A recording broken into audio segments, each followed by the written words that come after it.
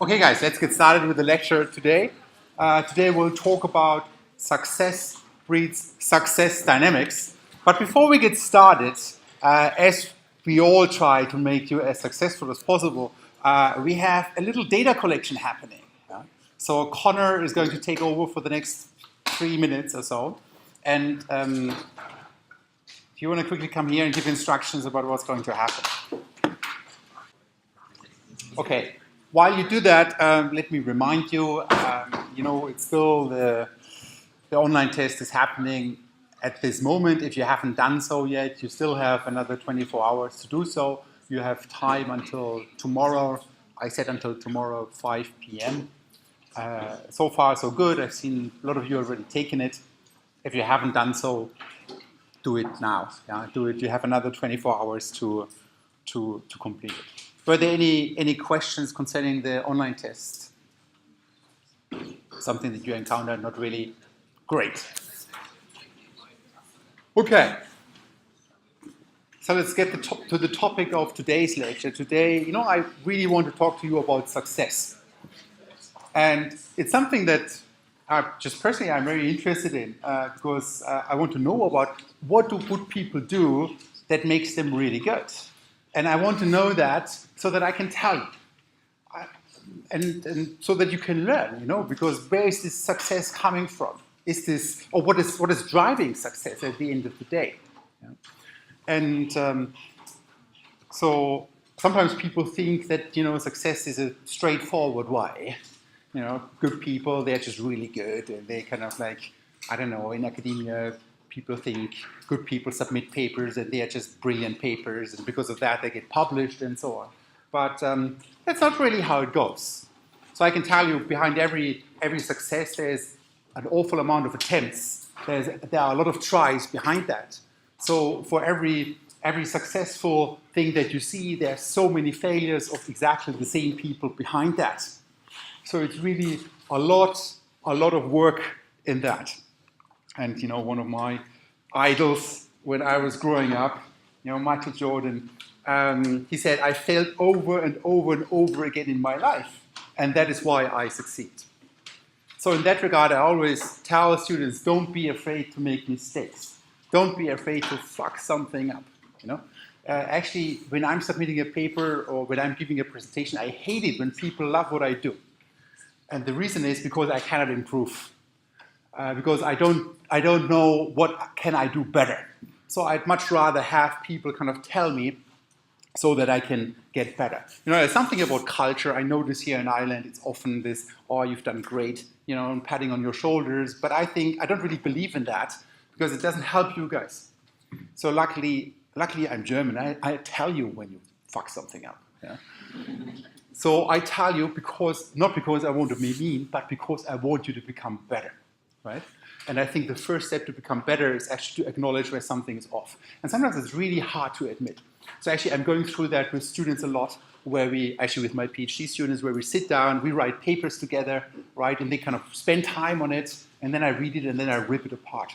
Or actually it even happens to stuff that I submit. I submit stuff to journals, and I spend a lot of time on it, half a year, sometimes a year or more on it, and then people rip it apart. Actually, I just got the results from something like that last night. It always shatters you a little bit. But in this case, we got a revise and resubmit. That means we can work on it. And actually, I think it's doable in a way. But you thought you delivered your masterpiece, but you haven't. And the problem is that you kind of often lose the perspective on that. But, that's just a little detour. Basically, what I want to say is winners train, losers complain. Yeah? So it is about work. Sit down, get your stuff done, and you will be successful at the end of the day. Even though what I'm going to do now might shed a different light on that. Yeah, so now what I brought with me for today, I will talk about 2 observations with regard to success. Then we'll talk about some crazy sports. Then we get to the actual topic of today. It's called also the Matthew effect, or success breeds success dynamic, or the monopoly effect. And then we back that up with field experiments. Okay, so first 2 observations about success. You might have noticed that most of us have little success. Yeah? Most of us suck in our singing career, right? Or I don't know, if you uploaded a video on YouTube and so on, your view statistics probably suck. Yeah? So probably you're not one of those persons who has like 1 million followers, who gets thousands and thousands of clicks on something like that, or likes on something. Yeah? And as it turns out, this is actually what happens for most of the people. Like most of us have little success, while only a few have a ton. So it's actually very weirdly distributed. It's not that there's sort of like an average amount of success, and I don't know, most people have an average amount of success and so on. No, it's actually really weirdly distributed. It's what we call a power law distribution.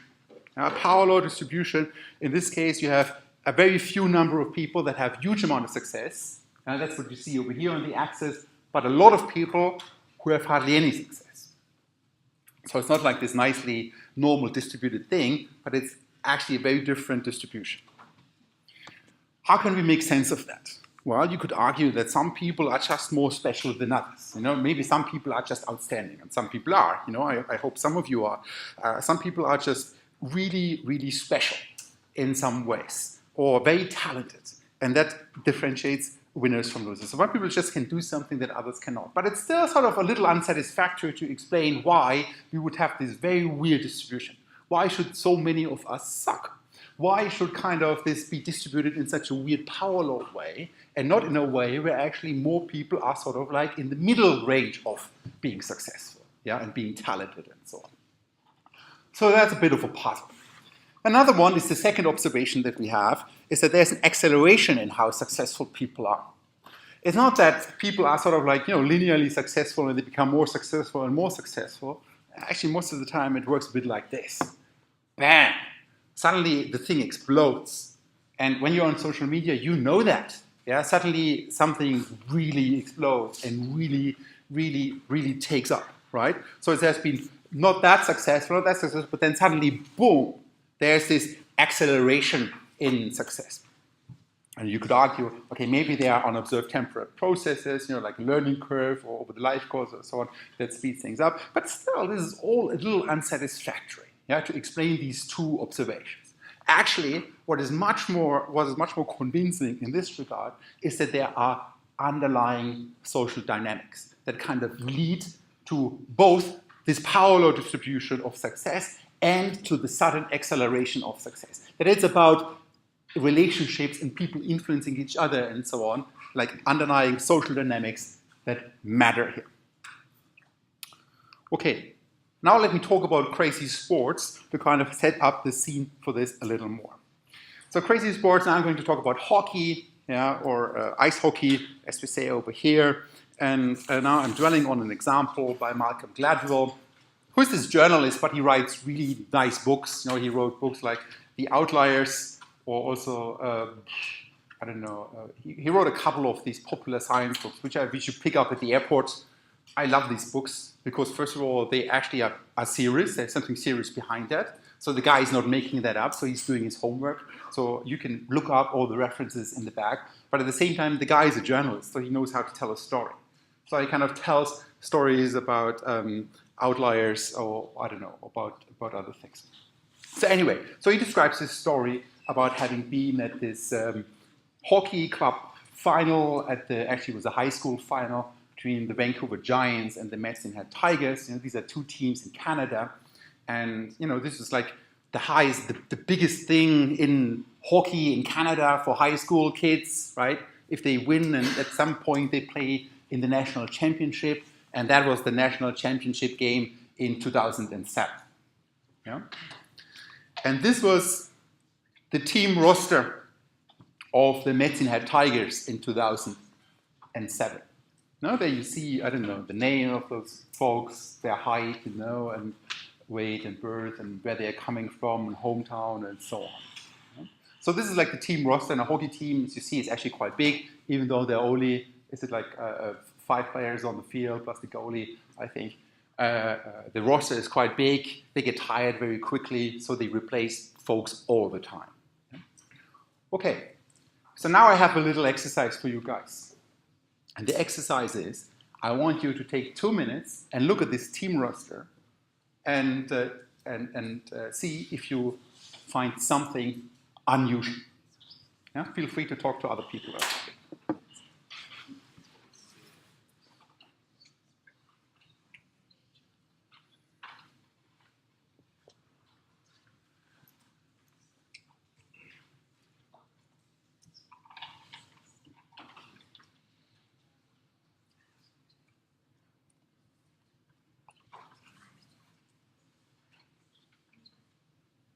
Any ideas? Somebody? They're all guys.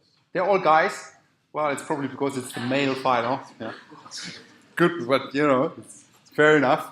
They all come the same stage or AB. Oh, well, it's pretty much expected because I don't know. It's a high school, you know.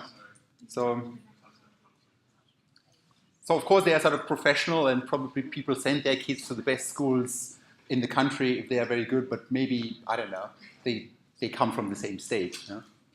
So I don't really think that's unusual. Somebody else?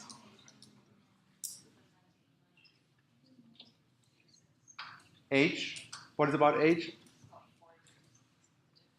4 years different. Some are younger, and some are older. Yeah, okay. Something else?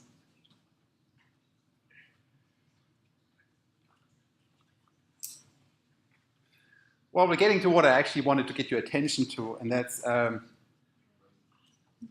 birth date. Do you spot something about the birth date?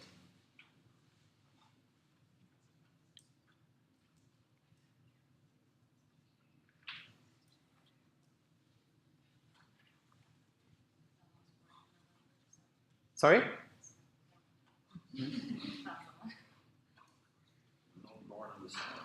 Non-born in the summer?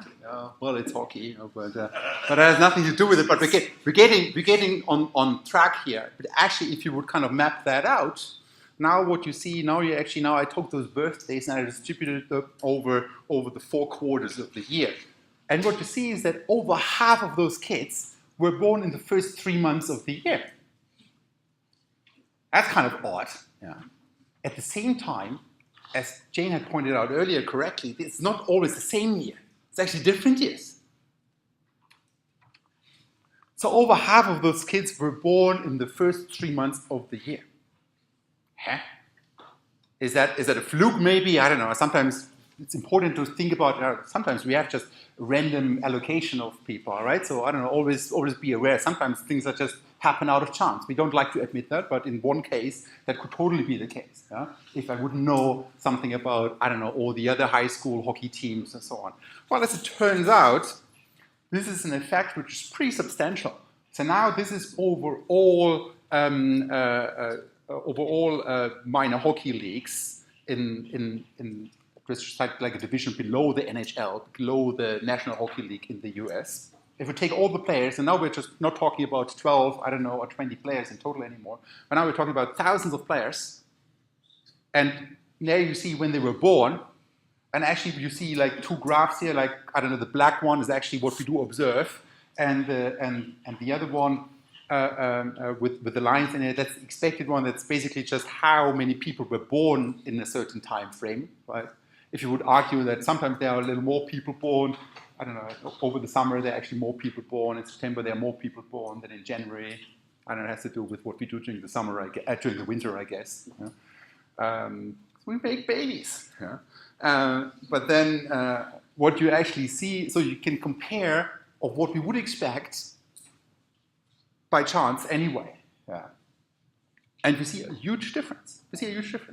Actually now some data from the NHL draft confirms this result as well.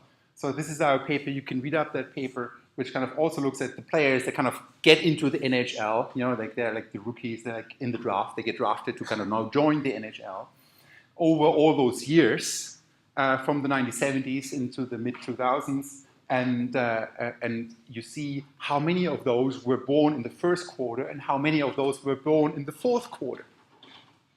And again, you see quite a substantial difference. Yeah? So this is not a fluke, basically. Actually, this is a pretty cool puzzle. It's a pretty cool puzzle. It's like something that is a little weird, but actually there's something really interesting underneath it. So what is it? Is there something about being born at the beginning of the year that makes people better at hockey? Well, not really. That's kind of stupid. Why should somebody who's born in January should have a higher, I don't know, be more talented hockey player than somebody who was born in December? That's completely ridiculous. Yeah? Yeah? They're marginally older than the cohorts that are born later in the year, so maybe they're bigger, more developed. they're marginally older. Do you see what he's saying? Basically, he's referring to, let's say, you were born in December and I'm born in January, both in the same year, let's say 1990. Yeah. Okay. So we're sort of, I don't know, let's say I'm the older one, I'm born in 1989. And you're born in, so I'm born in December 1989, and you were born in January 1990. So we're pretty close, right? We're pretty close in terms of our physical development. But now comes the key. He will probably play in the cohort after me than me. I have to compete with all those guys that are born in January 1989. Yeah? And this might be, and now it's becoming interesting because this doesn't really matter at the level of NHL players anymore, right? Those guys, they are adults, they are all physically fit. There's no physical difference between somebody who was just born in December and somebody who was born in January anymore, right? There's no reason why that should be the case. However, when those kids are young, and in Canada they start playing hockey with, I don't know, with 3, 4, 5 years old, right? Little kiddies, little on skates, and you wonder, oh, is he going to fall? Yeah. And then, and they barely hit it, and then they go, like slow motion. Like, I lived in Montreal for a while, so you kind of go into public squares, and you see those kiddies, going in slow motion into the wall, boom, yeah. But there's nothing that could be done, yeah. But the story is the cutoff of birth dates for hockey in high schools in Canada is the 1st of January, right? So everybody who played in the same calendar year, who was born in the same calendar year, will join one team.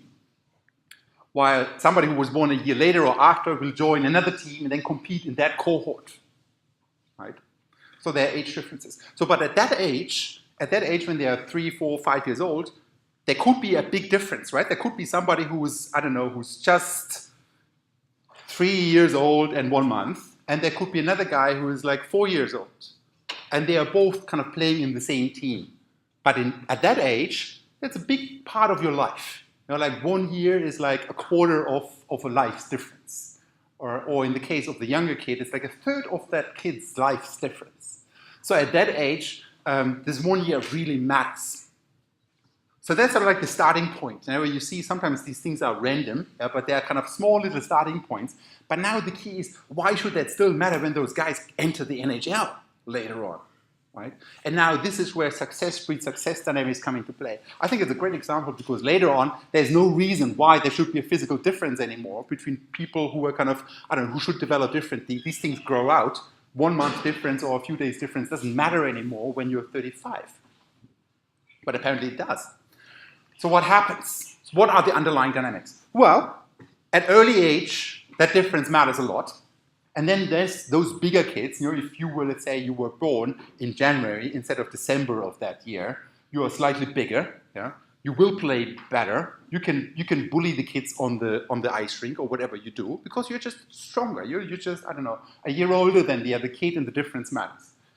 But then the dynamics kick in the sense that those kids get scouted by better coaches.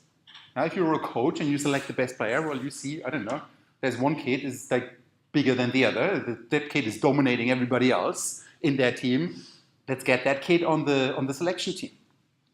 Let's get that team into the competitive one and give that team a special training, a special coach to groom that kid for becoming a professional hockey player later on in life. So on those competitive teams, the bigger kids will be given better coaches, more chance to play and practice, and games against other more competitive teams. And if you kind of add that up, that kind of how then these initial differences, in this case, there was a reason why they were, but sometimes there's even no reason, there's like random differences, but how they diverge and how the ones that were slightly better at first get into the better teams, get better opportunities, they seem to dominate, so their parents kind of drive them to the better school, to be exposed to the better coach, and so on. Yeah? So that's sort of how these differences emerge. And it's nothing unique to hockey either. Actually, there's some data from, mostly from the Czech Republic about soccer or ice hockey over there. Now it's split up in thirds. So what your intuition would tell you is that those, I don't know, pies should be of equal size. Yeah? Like there's no reason why, I don't know, kids born earlier or later should be more or less successful. But actually, as it turns out, in all of these cases, kids born in the first third of the year are overrepresented in those teams later on. So this is by no way a fluke. Actually, it's a very consistent pattern that we have. Actually, I tried to do a bit of work. I don't think she's here, but we do have one of your classmates is in the women's rugby 7 team in Ireland, and you know, I looked up their team roster, and there's the birthdays there as well. And I tried to find the pattern, but then very quickly I gave up on it because apparently in different counties I kind of changed differently what the cutoff date was for joining a certain team, right? But in theory, we'll kind of look at that. If I would have more time, I would have done it. And more properly, one could look at that in the Irish context as well. Okay, so that's sort of crazy sports. Let's try to make sense of this now in a more general way. And now we're talking about what is called the Matthew effect, or sometimes it's also referred to as the monopoly effect, or the rich get richer, or these kind of, that's different names for the same phenomena. It's called the Matthew effect because of a quote from the Bible, which says, like, for unto everyone that hath shall be given, and he shall have abundance, but from him that hath not shall be taken away even that which he hath. It's really weird to find this in the Bible, you know. Those guys that don't have anything, take what little they have, take it away from them as well, right? So it's actually in the Bible, it's a quote from Matthew, but I'm not just making, it's just known in the literature as the Matthew effect. That's the most common name for this phenomena. It has other names. In sociology, we often call this cumulative advantage, or it's sometimes named path-dependent increasing returns, first mover advantage, positive feedback loop, success breeds success, monopoly effect, multiplier effect, and so on, halo effect, preferential attachment, and whatnot. It's all kind of different names for the same thing. In sociology, or in general, it was made popular by a guy called Robert K. Merton. You already read a paper from him. You didn't read a paper from him today, but he has like another fundamental, I don't know, probably the paper that he's equally known for, even more known for than for the self-fulfilling prophecies. Yeah, he didn't just write one highly influential paper, but 2. Actually, he wrote lots of other things that were highly influential. But he wrote this, he observed this whole effect in the arena of science, yeah, at universities, academics, and so on. And there he says, the Matthew effect in science consists in the accruing of greater increments of recognition for particular scientific contributions to scientists of considerable repute, and the withholding of such recognition from scientists who have not yet made their mark. In particular, he looks at Nobel Prizes. Yeah? And he kind of observes that people who kind of get the Nobel Prize, suddenly everybody listens to what they say. Yeah? Before they said stuff, but people might not have listened to it. But now because they have the Nobel Prize, well, you go and buy the book, you read it, and you kind of believe in everything they say. Yeah? So this is a funny story. I have a little side note. I think I promised a little side note. I was lucky enough to meet 2 Nobel Prize winners in my life so far. One was Thomas Schelling, economist. Sadly, he's dead right now. But he wrote a very influential book for us, Micromotives and Macro Behavior. Very cool book. It's just like one of those books that was, written ages ago, but it's fascinating. Yeah, I have it as on the reading for the reading break for you guys. It's just a fascinating read, and I keep reading it and discover new things. And so he won the Nobel Prize at some point, and we had him as a guest here in Sweden. I used to be in Sweden, and a friend of mine picked him up at the airport. As you do with those guys, you need to pick them up. Yeah? And then drove them to the city center where we were, and it just happened to be the royal wedding at that day. It was, I don't know if you're familiar with that, but Sweden is a monarchy, so they have a royal family. There's, a princess. And one of those princesses just got married when the guy got picked up at the airport, right? So it was very busy in town. The talk was all about his marriage. Nobody really cared about him. So then kind of my friend talked to him a little bit about this thing, and then he said, "Oh yeah, I met her, this princess. I met her. Can't remember her name right now. Should have looked it up. I met her, and then my friend, he couldn't believe it that the guy met the princess, right, of the royal family. How the hell did he meet the princess?" And then at some point, Thomas Schelling's wife, who was also in the car, intervened and said, "Well, there was this dinner a couple of years ago that she was hosting. Just happened to be in the Nobel Prize award dinner, which is hosted by the royal family."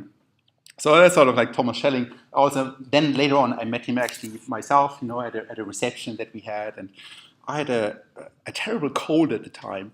And as you stand there, and I don't know about you, but I'm sometimes a little awkward when I'm standing next to really important people, because then I wonder, what the hell am I going to say that is important enough for them to care? I don't know. You're just standing there awkwardly, and there's just nobody around except you and Thomas Schelling. And you're just standing there. And on the top of that, I had this cold, thinking, what happens if I kind of infect the guy, and eventually he dies? It was very old, which actually sadly happened. Like 2 years ago, he died. I hope it wasn't because of me.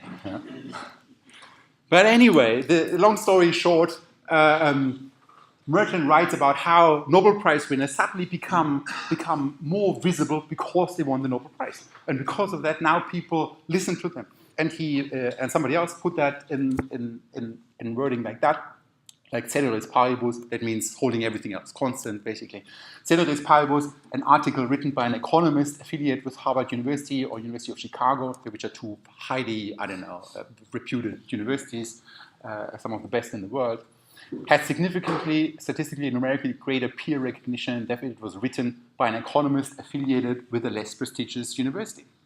And that's totally what happens. Actually, I experienced this firsthand when I go to conferences and you give a talk, and there are tons of people giving a talk, but then kind of, there's always the information, the name and the university of that person. And I happen to have been at a more known university. So suddenly there were lots of people in my talk, even though they didn't know me at all. So where should they know that from? All they had was kind of like the information, the name, the time. They didn't know me, but they kind of had seen the university name.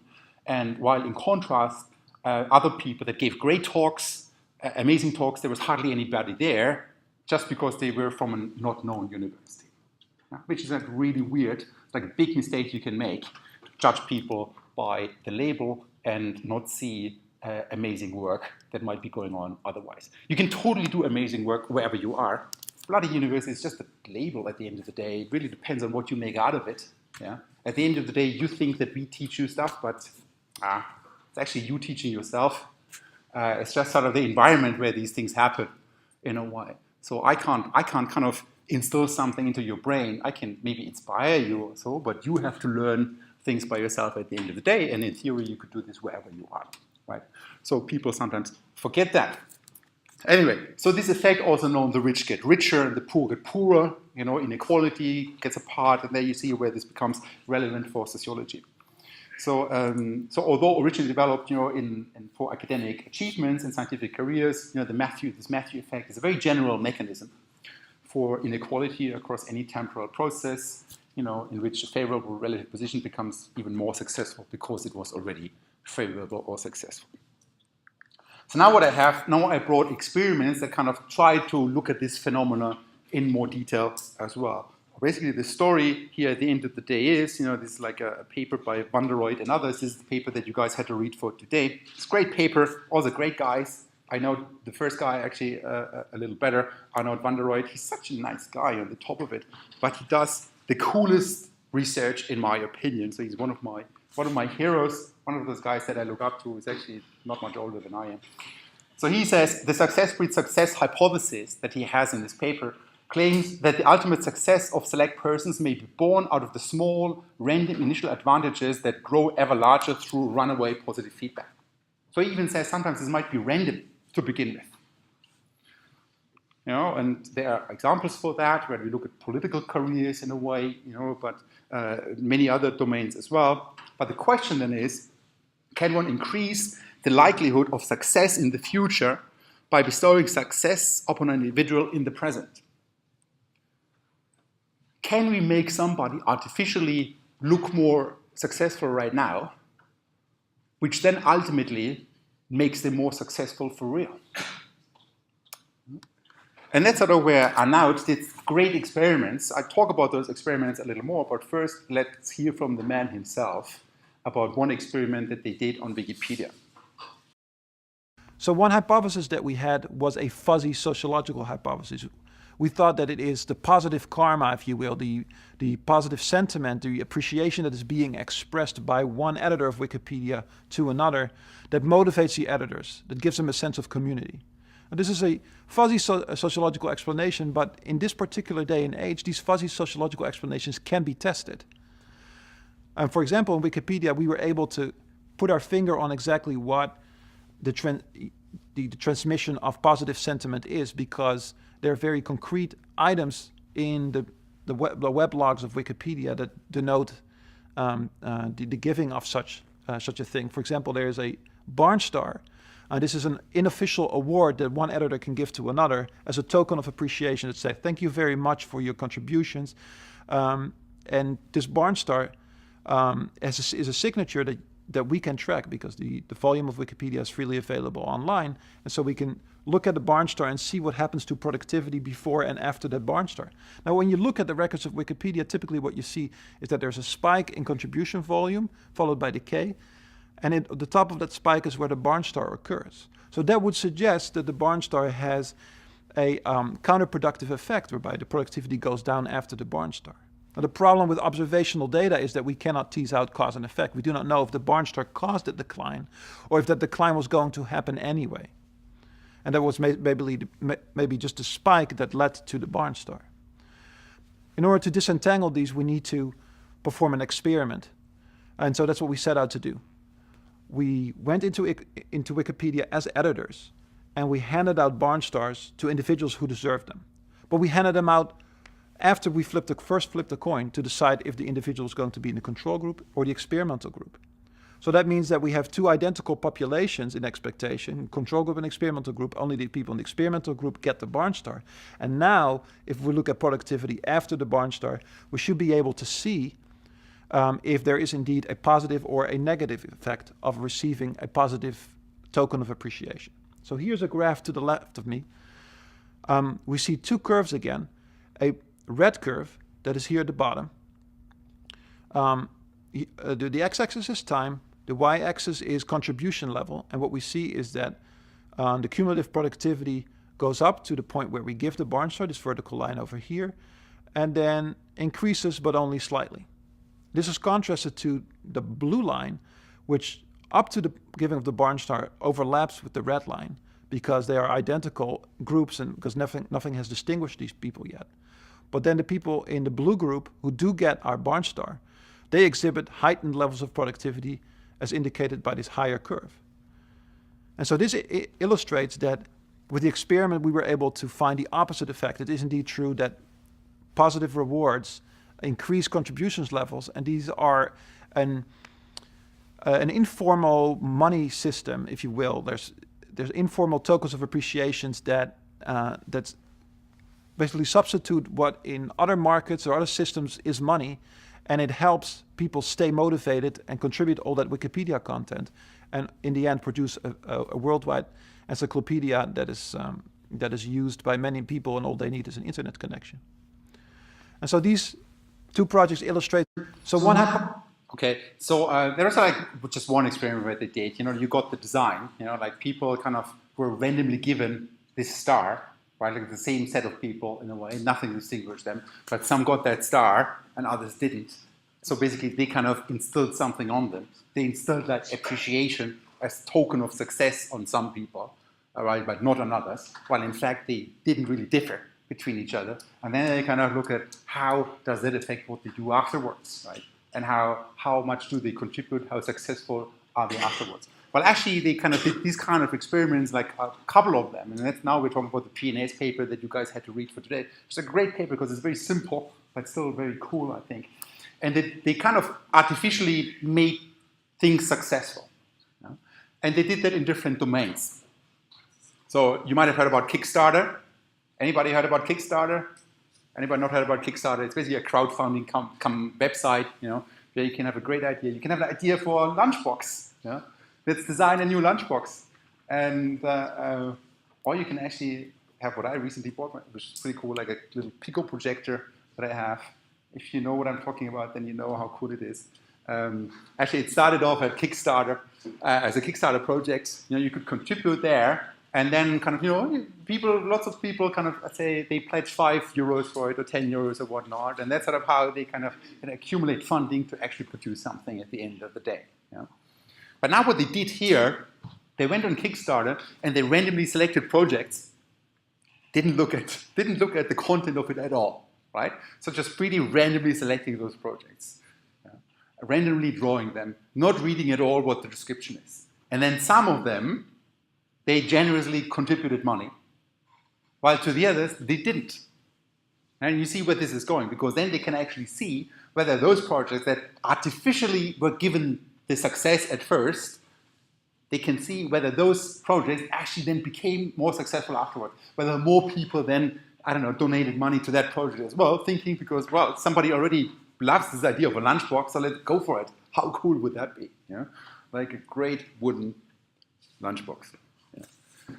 Anyway, so that was one of the contexts. Another one was e-opinions. That's a website about online reviews. You know, it's a bit like what you see on your Amazon account at the bottom. You know, when you look at the reviews, people give thumbs up, thumbs down. I don't know, give up to 5 stars. And what they did in this case, they kind of gave deliberately negative reviews to certain products. And see how that then affected reviews that followed afterwards. They did the Wikipedia stuff where they kind of gave people these stars, you know, these awards as editors, and kind of looked at how successful are they then afterwards. And they also looked at, on a website called change.org, where there are online petitions, where they kind of signed, again, like randomly sampled online petitions, and half of them came into the control group, and the other half was in the treatment group. And the ones in the treatment group, they got a signature. Yeah? For example, let's eliminate those artificial colors from M&Ms, right? An important issue. Apparently it has 200,000 people supporting it already, and that was a couple of years ago. Anyway, so the story here is you see how actually this is very innovative in terms of design. Yeah, they kind of go out, these are field experiments, and in each one of these domains, they kind of administered a treatment to one set of the people, but not to the other one. So we had like a treatment group and a control group. In Kickstarter case, donate money to random projects and then count the subsequent funding by third parties. E-opinions give not helpful ratings to review, count the ratings that other individuals gave to the same review afterwards. In Wikipedia, you give these editing awards to random editors and then count how many awards they get afterwards. And on change.org, add signatures to random petitions. And then subsequent signatures by third parties. You know, they count them how many others then signed it afterwards. And the results were, you know, pretty straightforward, pretty striking. So again, now you kind of see two columns for each one of those 4 domains. You see the light gray one, that's the control group, and you have the dark gray one, that's the experimental group. These are the ones that got the treatment. And now on the y-axis is the success of percentage. It's basically, if, let's say, I donated money to Kickstarter, what is the chance that somebody else gave money to that project afterwards? Yeah. And if, let's say, I didn't give money to a project at first, there was, I don't know, about 37% chance, something like that, that somebody else would give money. But if I would have given money to that project, yeah, suddenly there's an almost 75% chance that somebody else gives money to that project. Yeah? So building on this idea that by randomly putting those projects or those ideas or those proposals into either the treatment or control group, that there's actually, you know, there should be good and bad ones in both of these groups. We don't really know, but they should be randomly assigned, so they should be about equal in both groups. Yeah. Unless we have a freak coincidence, but you know, we can deal with that statistically. But they should be about equal in a way. That we can say that for the one group, if they differ from the other, if the experimental group differs from the control group, it must be due to the treatment that we administer. And in this case, they made projects artificially successful, and they became successful afterwards. And the same thing with the other domains, you know, with the opinion ratings, like the ratings were kind of better when you gave a better rating at first. With the awards, people got more rewards when you gave them an award, and signatures, petitions received more signatures from other people than you gave that a signature before, right? So that's a pretty neat design because it tells us really about causality, about what's going on, right? Because all these other things that matter, they should matter equally for both the treatment and for the control group. They have another graph that basically shows the same thing. It's just over time to see the difference between the control and the treatment group. In fact, they even had this other thing where they kind of observed that, what they did in the Kickstarter, they basically donated up to 10% of the funding goal, capped at a certain limit. I can't remember what the limit was, maybe $100 or something like that. So they contributed up to 10% of what the people actually wanted to get. Right? So let's say I want to produce this lunchbox, but I need $1,000 for it. So they gave me $100 for it, up to 10%.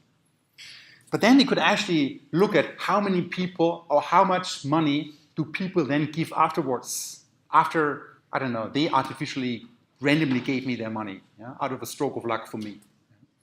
And then they could see that in the experimental group, then 23% of the costs followed up later on. In the control group, less. Basically, the story is that not only could they make other people then donate more money to the Kickstarter projects by kind of first artificially giving money to that project, but actually that additional money that other people gave outweighed the money that they gave the project in the first instance artificially. So basically, if you're clever on Kickstarter, you donate yourself $100, because for every dollar that you invest, you will actually, in this case, get $1.15 from other people that kind of now jump onto the bandwagon and kind of now also donate money because apparently somebody else already donated money to that project. So that was sort of pretty cool that it was not just showing that this effect is there, but actually to measure the magnitude of it and that it actually outweighs the costs that are associated with it.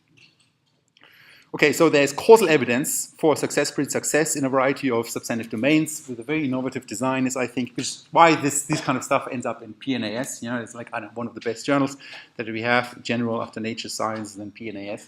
They're pretty much made. Strategic actors can effectively invest in positive feedback. There's a market for purchasing positive reviews and endorsement. Governments can jumpstart certain things. So there's all sorts of implications that follow from that. So I do have a little exercise for you. Maybe we do have another 3 minutes, or why not? So let's briefly talk about that. Find and discuss with the neighbor 2 examples of similar success-breeds success dynamics in real life. And this would be also like a very nice exam question, or not exam question, or essay question or so.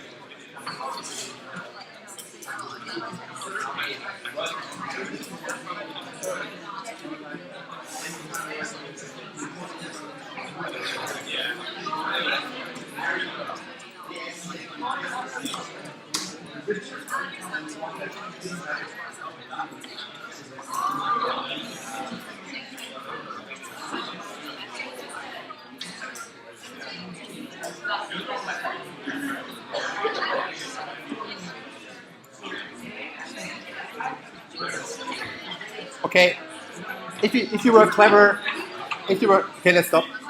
If you were clever, you would now suggest to me that I give half of you guys full points on the take-home test, and the other half I don't, and then we actually see how this one half exceeds at the end of term exam, right? That would be a pretty cool experiment, but I won't do that.